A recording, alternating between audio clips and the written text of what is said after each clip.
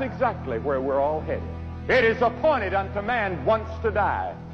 Thou shalt die and not live.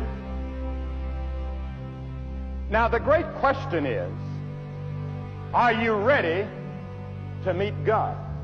Because the Bible says it's appointed unto man once to die, but after that the judgment. There is something after death according to this book. Now again, I say I can't take you to a scientific laboratory and prove it to you. But this book teaches from Genesis to Revelation that this life is only a preparation room for eternity. There is another life. The Old Testament teaches it, the New Testament teaches it, Jesus taught it, the apostles taught it. If a man die, shall he live again? That's the question Job asked. That's the question that millions are asking tonight. And the answer from the Bible is a resounding yes. Yes. There is a life after death. It means that the moment you receive Him, your name is written in the book of life. Is your name in the book of life? Are you sure you're going to heaven? Are you prepared to meet God?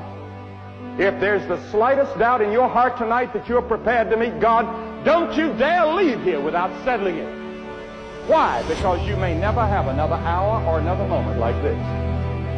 You can't come to Christ anytime you want to. The Bible says, he that hardeneth his heart, being often reproved, shall suddenly be cut off, that without remedy. I can stand here tonight and say to you on the authority of this book, I know my sins are forgiven. I know I'm going to heaven. I know that I'm going to live as long as God lives, because the moment I received Christ, I became a partaker of God's own life.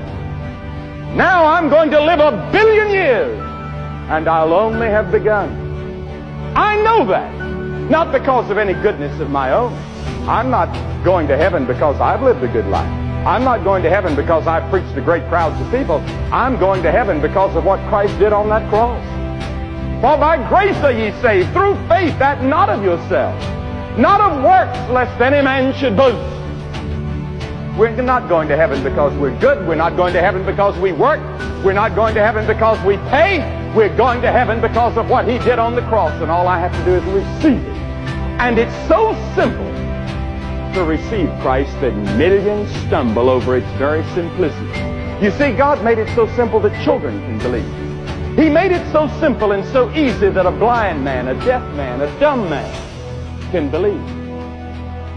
A man of any race can believe. A man of any nationality, of any language can believe. And that's all God says you have to do to get to heaven. Just believe. Now that word believe is a little more than maybe you think it is. It means commitment. It means surrender. It means that I give everything I have to Jesus Christ. A moment, you can make the same commitment and the same decision that these are making. And the same Christ that will come into their hearts and give them assurance will do the same for you. You may be sitting at a bar somewhere. Maybe you're in your living room at home, or maybe you're in a friend's home. Maybe you're in some unusual place that I couldn't even think of at the moment. And you need Christ and you need God in your life.